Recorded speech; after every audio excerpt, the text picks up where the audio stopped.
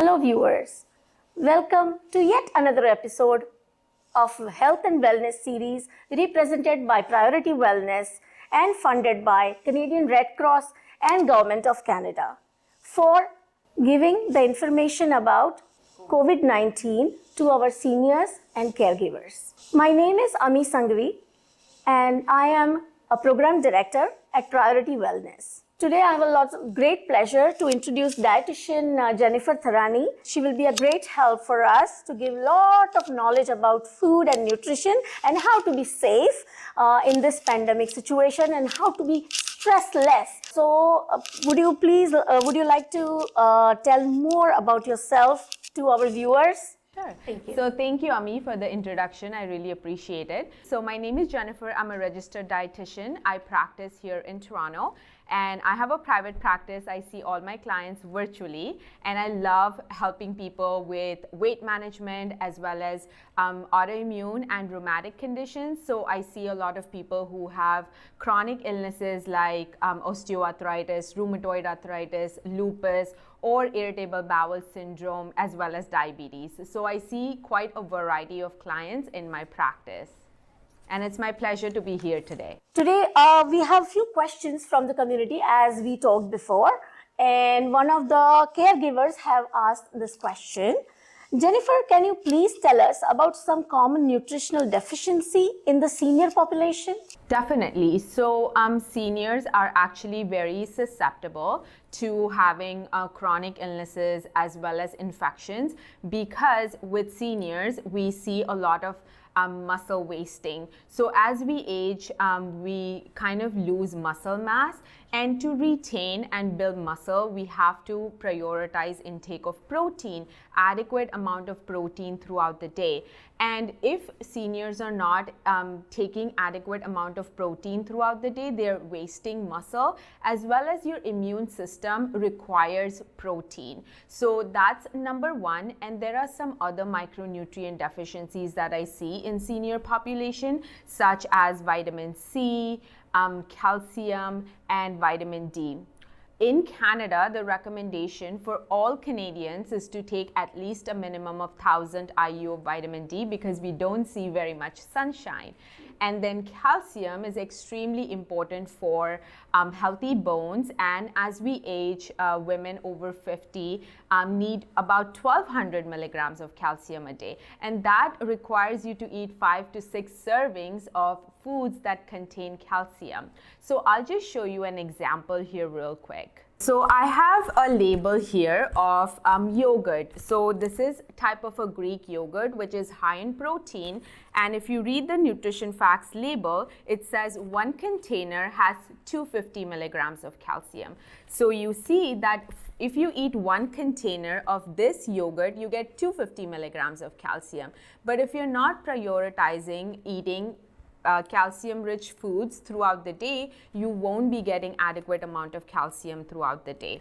And then lastly, vitamin C deficiency is something that is very noted in elderly population as well. So yes, that was a lot of good information. Jenifer, thank you so much. And lots more coming your way.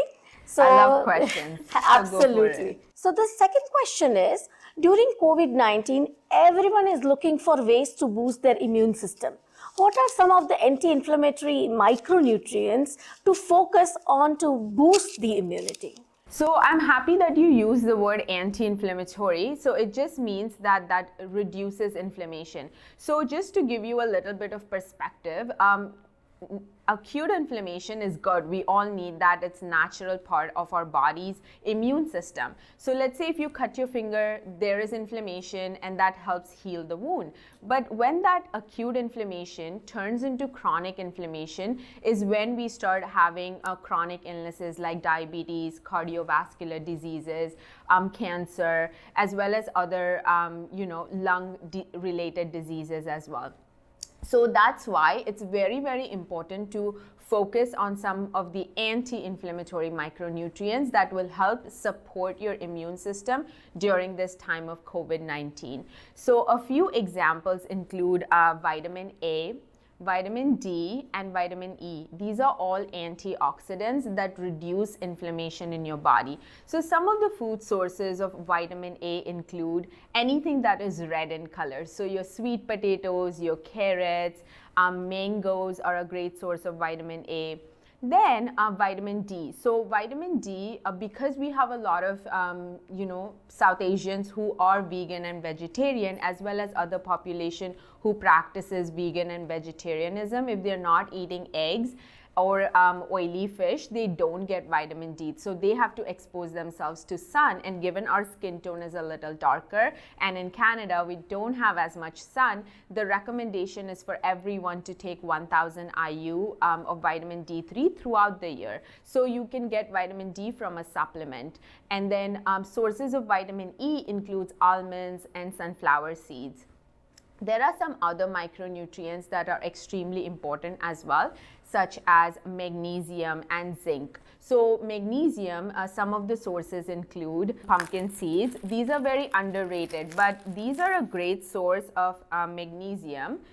They're little green seeds, and definitely you can add it to your breakfast or salads. We are going to do some recipes later on, so we'll show you how to use pumpkin seeds. But about 2 tablespoons of pumpkin seeds daily can really help boost your intake of magnesium.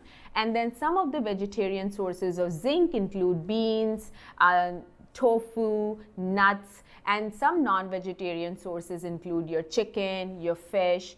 And then lastly, some of the other anti-inflammatory micronutrients are a source of fiber. So your whole grains, your prebiotic rich foods such as onions, garlics, asparagus, barley, oats, those foods contain a lot of fiber that goes and feeds your gut bacteria, which again helps with supporting your immune system.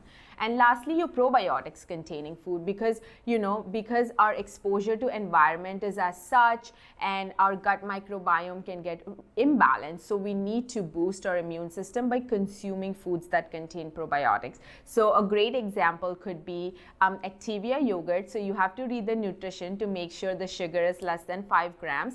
But there are some Activia yogurts that contain fiber for that prebiotic, because your probiotic bacteria feeds on prebiotic fiber. So you want to get both of them in your meals and snacks so that you can support your immune system during this COVID-19 really well. And we'll show you examples of how to use some of these foods in your meals so that you kind of get an idea. Thank you so much, Jenifer. That was amazing information, a lot of information.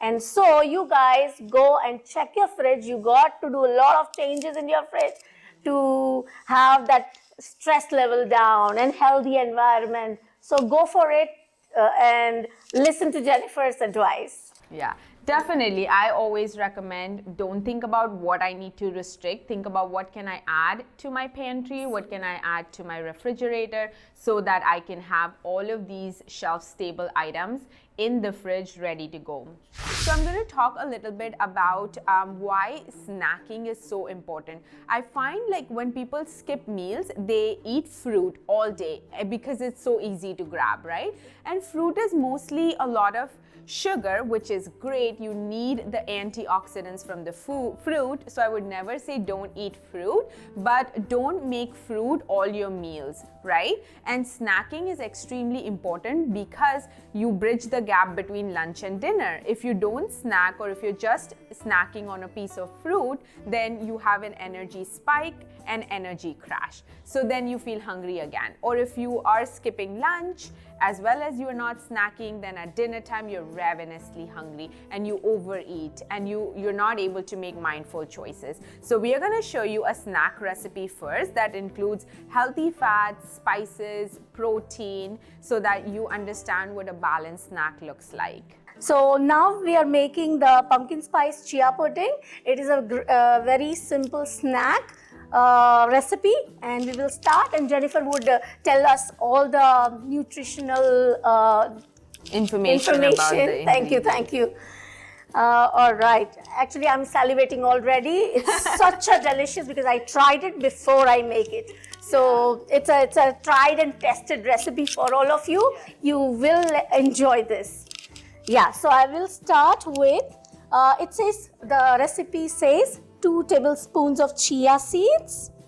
Okay, so the main ingredient is the chia seeds here, and chia seeds are a great source of protein, soluble fiber, and healthy fats. So when I say soluble fiber, it just helps with preventing constipation. You need to make sure you eat a lot of soluble fiber throughout the day so that, seniors, especially when they're taking medications, or if they're not drinking adequate amount of water, or if their fiber intake is not good, then they struggle with constipation. So this recipe is really good to help prevent constipation because the soluble fiber, as the name suggests, it absorbs water in your intestine and puts more water in your bowels so that you have more formed, loose bowels versus feeling of constipation. And again, like I said, it's a healthy fat, so it takes longer to digest and it keeps you feeling fuller for at least an hour, 2 hours. And given this is a snack, if it keeps you full in between lunch and dinner, it's a great thing. Absolutely. The second ingredient is her favorite because she's been talking a lot about it. It is the almond milk. And Yash, it's her favorite. I don't know why, but it's her favorite. Yeah, so with almond milk, it is a good substitution to milk. I see a lot of times people have issues with dairy. So you can always have dairy, no problem. You can have 2% or 1% milk instead of almond milk. But if you are someone who are not able to tolerate milk or don't use a lot of dairy, then you can use almond milk. If you're trying to lose weight, then almond milk can be a good low-calorie substitution to prepare this dish. And almond milk also has calcium. So like I mentioned, about a cup of almond milk will give you about 350 milligrams of calcium, which is pretty good. So using almond milk or regular milk, either or, is just fine for this recipe. Perfect. The third ingredient says our favorite and seasonal pureed pumpkin. So it is about 2 tablespoons again. Yeah, so pumpkin gives that really good texture to chia pudding, and then also it's a great source of vitamin A. As you see, it's really nice orange color, and like Ami said, it's fall, and so we wanted to show you a fall recipe. And if you are someone who is really busy, if you don't have time, and if you're thinking like, okay, we're not carving any pumpkins or anything, we don't have children like myself, or I am too busy, I don't do these kind of things. So in that case, what you can do is use canned pumpkin, and that's absolutely fine. It's ready to go. You just open the can and you put it and what you can also do is if you feel like, okay, once you open the can, and if you're only using 2 tablespoons for a recipe, you can freeze in small Ziploc bags to be used later on. Because I know during COVID-19, this is one of the concerns that people have, is that they don't want to go to the grocery store again and again. They want to reduce their grocery shopping trips. So, utilizing your fresh food and then freezing it in the freezer to be used later on can prevent it from going bad, and then you still have it for longer time. And then when you go grocery shopping, you have very few ingredients and you don't have a long list of grocery ingredients that you have to buy each time you go. And that way she answered one of the questions from our viewers who wrote that how many trips I need to do in a week's time, and that's the perfect answer, that you can concise everything together, make the list, and you can freeze it as well, so you have less and less going out and you can stay safe. Yeah, and relying on, a lot of times I get this question asked is like, okay, can I use frozen vegetables, frozen fruit? Is it equally nutrient dense?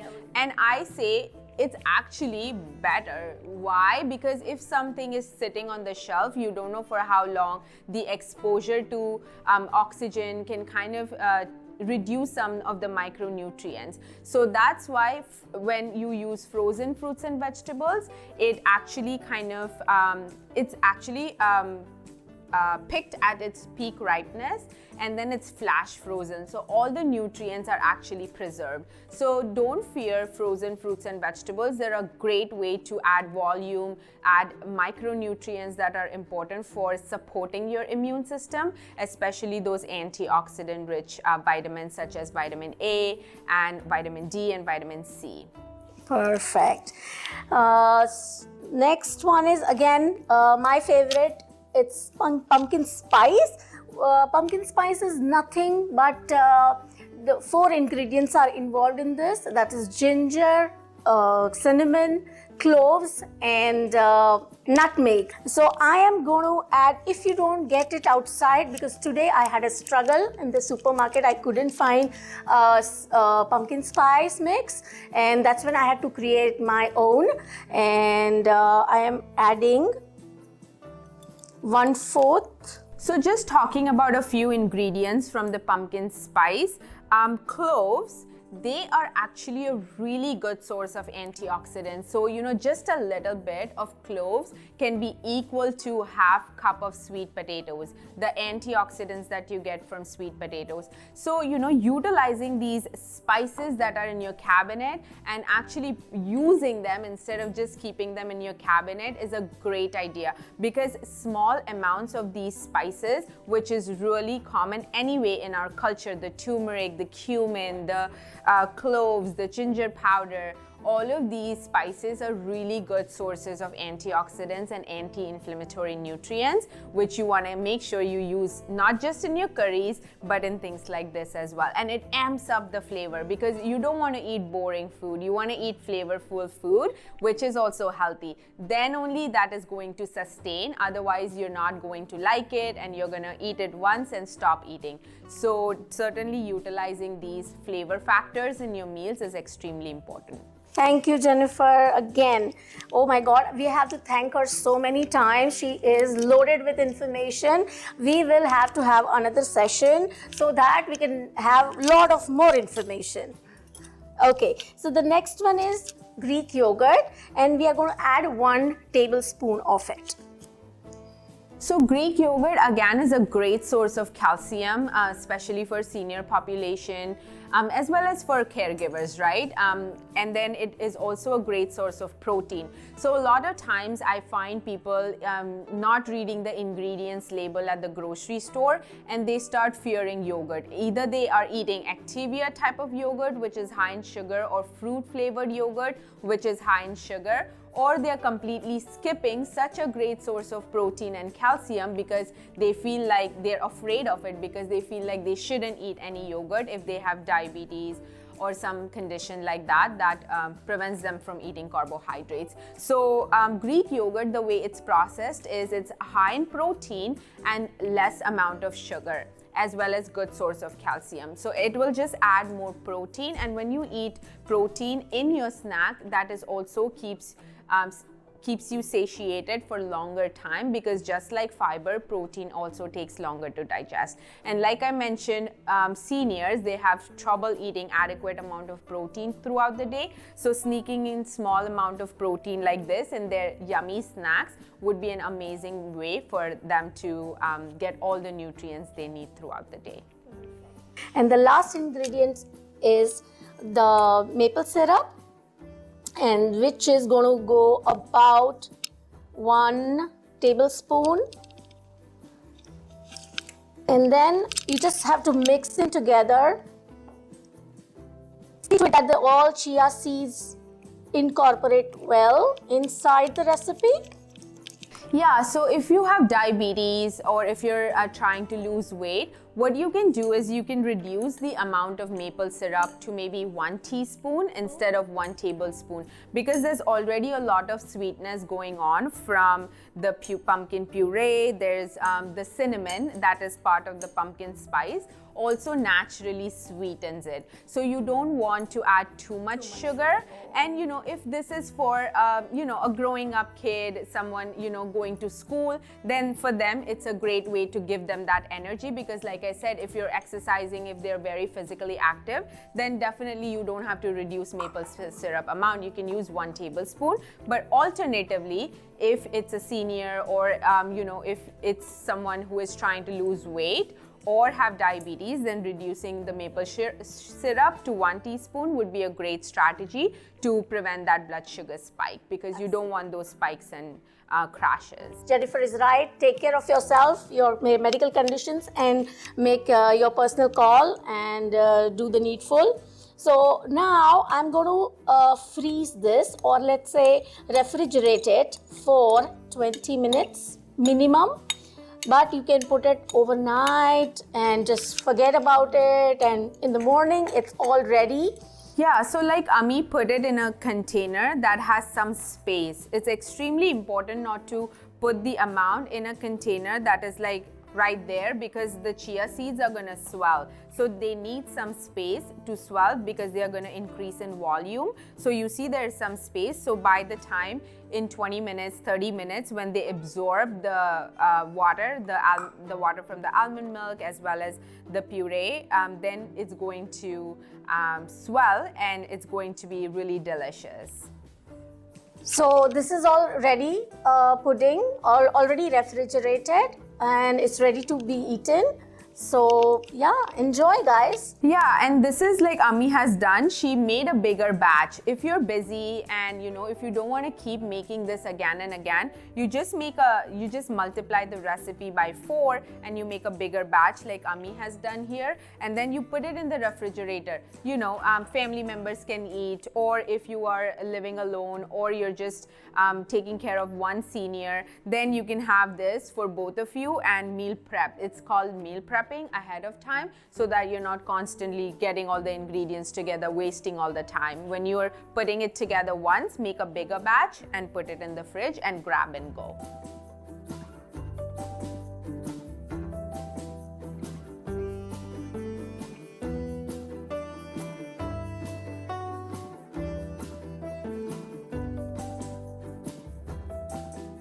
Okay, we have an interesting question asked by one of our viewers. What are some of the stress management strategies you recommend to seniors and their caregivers? Because we all are stressed all the time during this pandemic. Can you please help us? Certainly. So, when we're talking about stress, you have to understand that when you're stressed all the time, the cortisol hormone is also chronically high, and that suppresses your immune system. So I'm so happy you asked this question, because we have to learn strategies to manage our stress. And let's talk about some of the strategies that will help you with stress management, and I'll give you some mood boosting food ideas so that you can keep that in your fridge as well and consume it. So let's talk about the strategies first. So setting your morning routine, setting a positive tone to your morning routine is extremely important. When I talk to clients and patients, I ask them, okay, what does your morning routine look like? They say, okay, we wake up and we just sit in front of our laptops and get started working, right? So you're just waking up, brushing, and then starting your work. You've totally missed your morning routine scene over there. So you have to make sure that you wake up, you take your me time, especially for caregivers. You have to make sure you have the me time in the morning, because you're a caregiver. You don't pour from an empty cup. You have to fill your cup first thing in the morning, so you have the energy, so you have the enthusiasm to be able to be there for the senior and support them during this time. So a few things to keep in mind when it comes to morning routine is yoga or stretches, doing some gratitude journaling, so writing things, positive things that you're grateful for, right? Because if you have a job, even if it's stressful right now, you have a job. So many people have lost their jobs. So being grateful for that, being grateful for the time that now you have with your family to sit down for meals, right? That you didn't have in the past. You had to commute. Now you don't have to commute. So just being grateful for these things first thing in the morning, and keeping the phone away. Staying away from the news first thing in the morning is huge, because first thing in the morning, first of all, if you start exposing yourself to all this news, you don't have any control over the situation. You can't go out, you're not a nurse, you're not a doctor, you really can't go out there and help. Doesn't mean you're not like feeling sympathy and empathizing with the people who are struggling with COVID-19. But for your personal sake, because you're taking care of other people, don't reach out for your phone first thing in the morning. Take that me time, fill your cup, have a balanced breakfast, because that's extremely important. If you're not fueling your body, again, the day will pass by, and next thing you know, it's evening time and you're ready to cook for the family and you haven't eaten anything and you've been grazing. And that's another thing I hear from a lot of clients, that I've gained weight, I haven't been eating that much, so how come am I gaining weight, right? But you're grazing, you're not thinking about like, oh, balanced meals. You're just eating every 30-40 minutes because you have so much exposure to food, and you're right, the kitchen is right there. So another point is set boundaries. Set a workstation so that you're not very close to the kitchen, and put reminders on your phone that this is your breakfast time, lunch time, dinner time. This may sound really weird and you may think like, who puts reminders, right? But we have to find ways to settle into this new norm that we have. And when you have those reminders, you know, okay, this block of time I'll be focusing on working. Now it's my lunch time. Get the family together for lunch. Prepare some healthy lunch. If you haven't prepared, then make sure that you plan ahead of time. If you're busy, if you have a busy schedule, planning and prepping those meals ahead of time is going to be such a time saver, as well as going to boost your energy throughout the day, and then you'll be able to take care of others. So that is extremely important. And then have a shut off time, so in the evening, because a lot of times, again, I see like people are staying up 2 a.m., 3 a.m., binge watching TV, because you feel like that's your me time now, right? So you're binge watching TV, you're staying up, but you're not getting good quality sleep. When you don't get good quality sleep, again, your stress increases. Next day, you have a lot of carbohydrate cravings, and you're wondering, okay, why am I always hungry? You know, I eat, but still I keep getting hungry. So it's a vicious cycle. So set your nighttime routine, go to bed every day at the same time. Even if you're not getting sleep, then maybe pray. If you are someone who prays, then pray, meditate, do some stretches, put like blue light blocking glasses around evening time, because if you're still working late evenings and exposing yourself to so much light of TV as well as computer and phone, then you know that will prevent the cortisol level from rising, and it will also help melatonin to be produced in your body to help with that good quality sleep. So that was a little longer answer for stress management, but when you have this morning routine, nighttime routine, meal prepping done, setting boundaries throughout the day is going to help you relieve stress. And just take those breaks for movement, because I find like people are just stuck to their computer or stuck to their chair, and I'm guilty of that too. I will say that. It doesn't mean that if I'm a dietitian I'm perfect, right? I had to get into that routine myself. So I had to set alarms and, you know, to remind myself, okay, it's time to get up, maybe do some stretches or jumping jacks or something like that to get your body moving. And now you have more time, so go for a walk, wear a jacket. I know the weather's getting a little cooler, so wear a jacket and go for a walk. Get that vitamin M movement in, because that is extremely important for stress management. Guys, you now you have to time management, do lots of taking care of the environment around you. Let's do it, and we will see that our stress level goes down, and we'll have a happy, healthy, safe lifestyle. Yeah, and I forgot about the mood boosting food, so let's just talk about that. So avocados are a great source of like mood boosting. So serotonin is your happy hormone, so that helps with that. Also dark chocolate. So some of you, if you are craving that sweetness, or after your dinner or lunch, you can have 70 to 80% cacao dark chocolate, and that also helps boost your mood as well. Don't you think Mexicans have avocados every day? That's why they're very happy, I guess. Probably. Yeah. All right, so we showed you a snack recipe, breakfast recipe, and now we wanted to show you how to make a yummy salad. And Chef Ami is going to show you how to make a very boring salad, just some cucumbers, some carrots, and that's what we call a salad, right? And we think like, oh, it's very boring and we don't, salads are always boring. But we are going to show you how to add a lot of flavor to the salad so you get like a balanced meal where you get vegetables, smart carbohydrates like sweet potatoes, you get protein and all of that. So we're going to get started. So for the ingredients, we're going to use a half sweet potato, which I've already grilled it and salt and pepper on top of it, and that's about it. No oil I've used.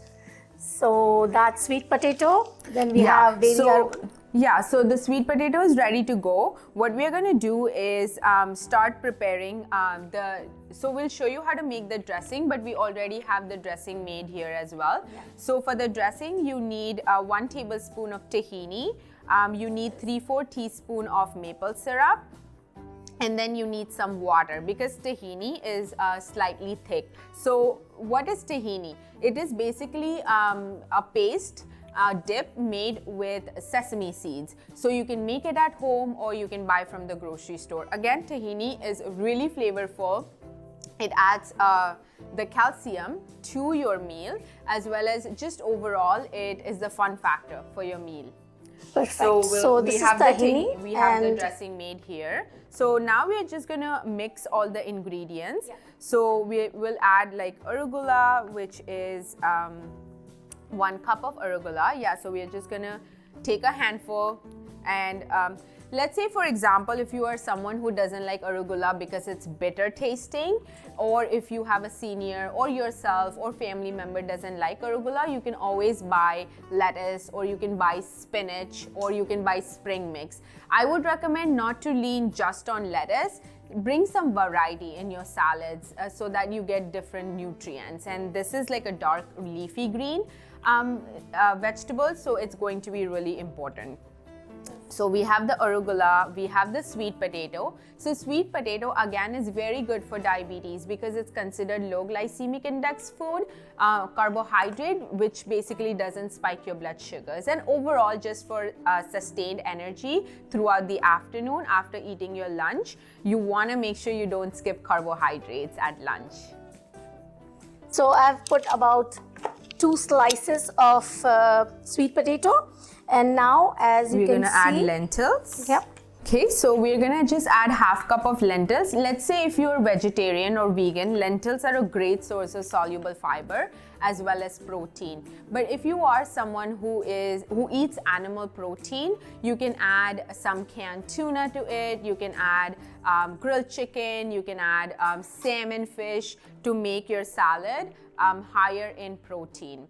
And then if you're a vegetarian, I always like to add some crunch like pumpkin seeds, which is a great source of magnesium. So we're gonna just add a handful of pumpkin seeds. And there is no harm if you eat a little bit more. Yeah, so a tablespoon or 2 tablespoons is great. So I'm just gonna put it for crunch, as well as like I said, it's a great source of magnesium and healthy fat. So you can add that, and then we are just gonna add some tahini dressing, which we already pre-mixed, and there you go. Yeah. Good, awesome. So now you have a delicious salad. You just kind of give it a toss and add some salt and pepper as per your preference. I wouldn't add too much sodium, again, for the purposes of to manage your blood pressure, if you have blood pressure, or just overall for preventing cardiovascular disease. And pepper, great. So we never forget our spices, right? So we added some pepper and it's ready to go. Yeah. And it looks really delicious. Thank you for a lovely recipe, Jenifer. Certainly.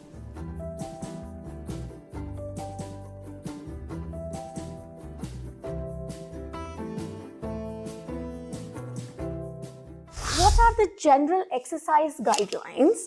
And Are there recommendations for exercise or nutritional supplements?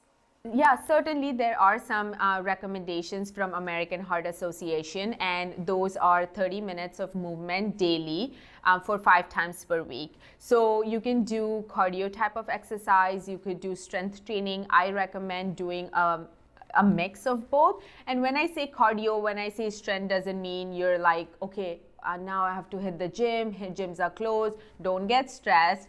Even sometimes I find with seniors and caregivers, you don't have a lot of time. Seniors may not have enough energy, to go for a walk, or if it's too cold outside, or if they have knee pain, if they have osteoarthritis and things like that, they're not going to have the energy or, overall to go for a walk. So then what you could do is sit down and move your body, move your upper body.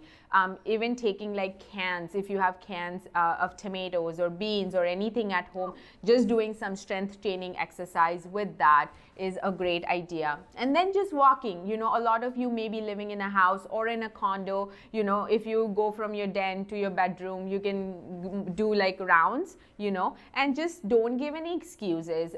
You don't have to also walk for 30 minutes at one time. You can take like snack walk breaks. So what that means is basically every 10 minutes, you can walk for 10 minutes 3 times per day instead of 30 minutes total throughout the day, right? So you just have to make sure that you're moving your body at least 30 minutes per day. And then some nutrition recommendations. So these are more tailored to every individual, but I'll just give some general ideas. So I see a lot of people have diabetes and they go for a walk empty stomach. They haven't eaten anything. And so when you're going for a walk, when you're exercising, your blood sugars are going down because you're utilizing that energy in your body. So you have to make sure you eat like a piece of fruit or something like that so that you have good burst of energy before your walk. If it's a 30-40 minute walk. If it's going to be a 10-minute walk, it's not such a huge concern, but also it depends on the timing of the exercise. If you're exercising after lunch, like 30 minutes after lunch, then your lunch is enough. If you've eaten a balanced lunch with whole grains, vegetables, as well as some protein, that will fuel your exercise.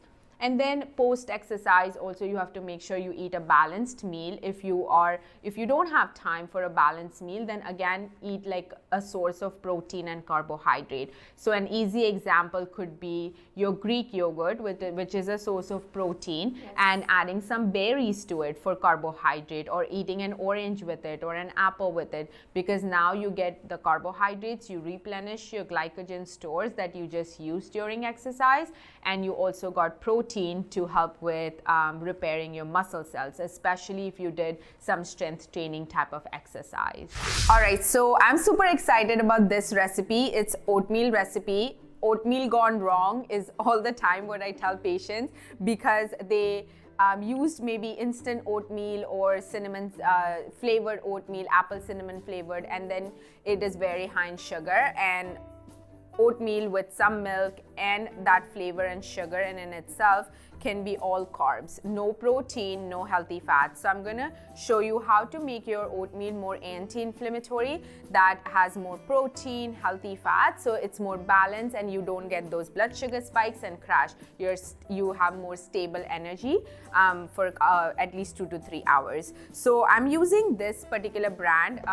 You can use whatever brand. The only reason I'm showing this one is to read the nutrition label to you, because usually if an oatmeal comes in a packet, it can be high in sugar, but this one only has 1 gram of sugar, which is again because oats are carbohydrates, then that's naturally present in carbohydrates. And it's a great source of protein. It has 6 grams of protein, as well as it has 5 grams of fiber. So like I was telling, seniors have issues with constipation, and this fiber can really help them. And oats are a soluble fiber, so again they absorb water and they help with preventing constipation.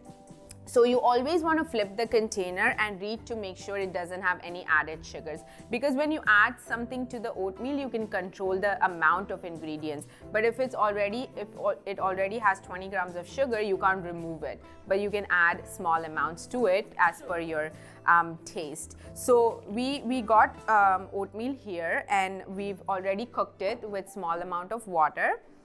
Just to make it more smooth, we are going to add 1/4 cup of almond milk to it. Again, you can use regular 2% or 1% milk.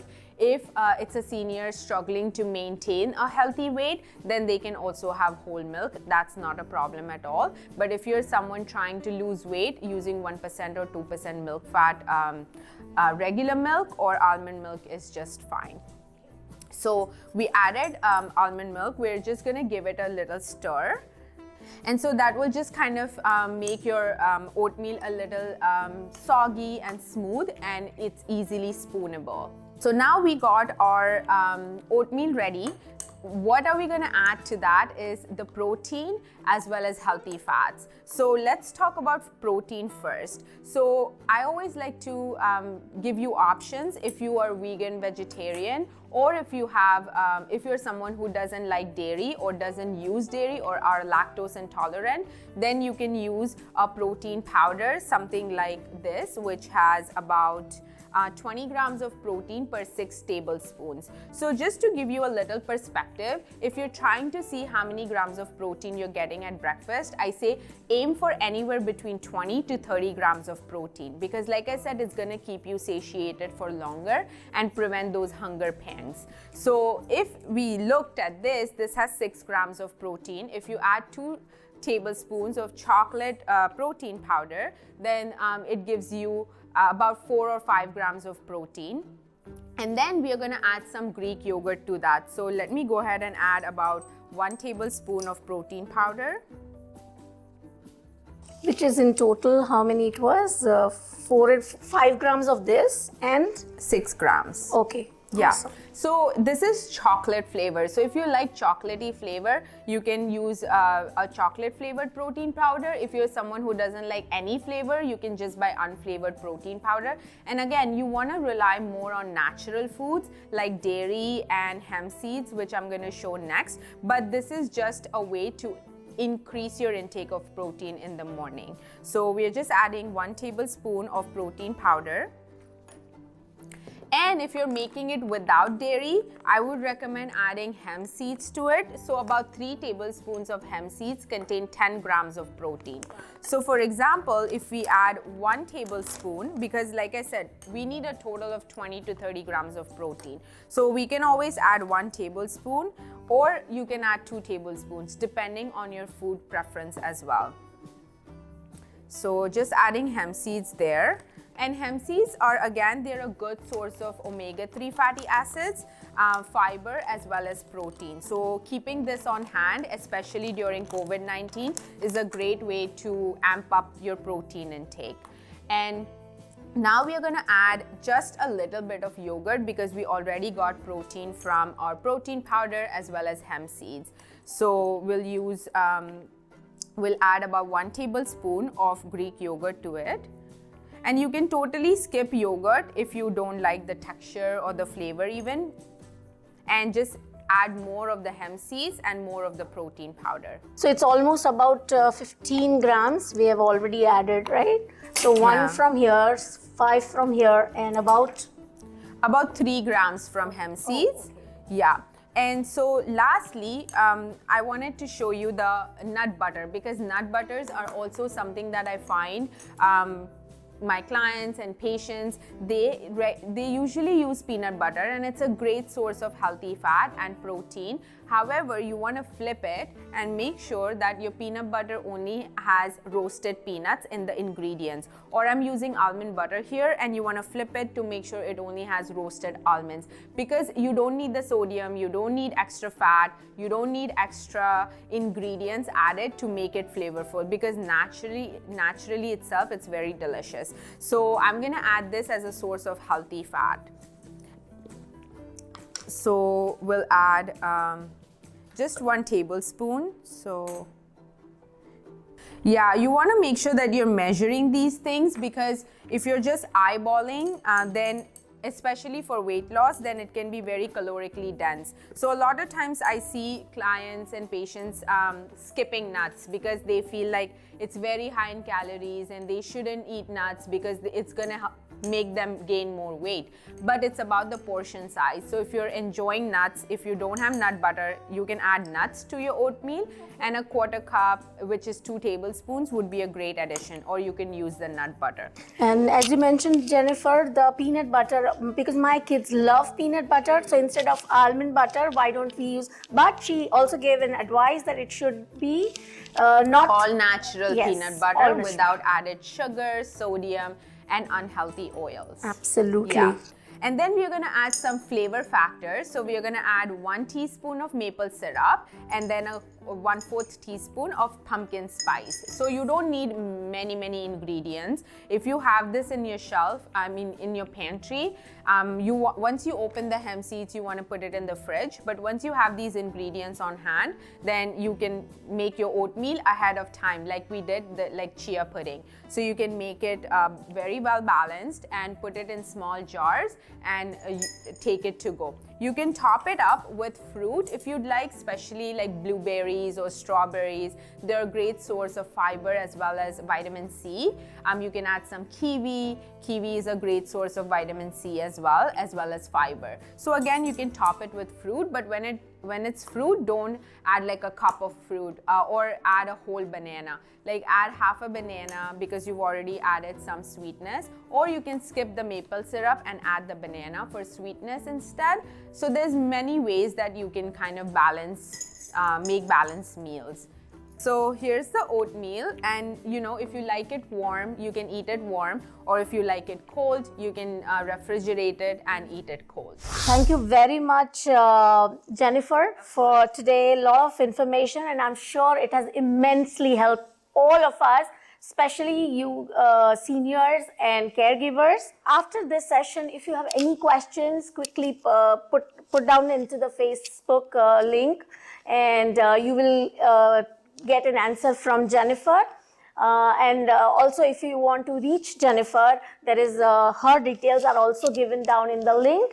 So thank you very much, Jennifer, for coming today and giving a lot of information, which was very helpful. Thank you very much again. My pleasure. Thank you.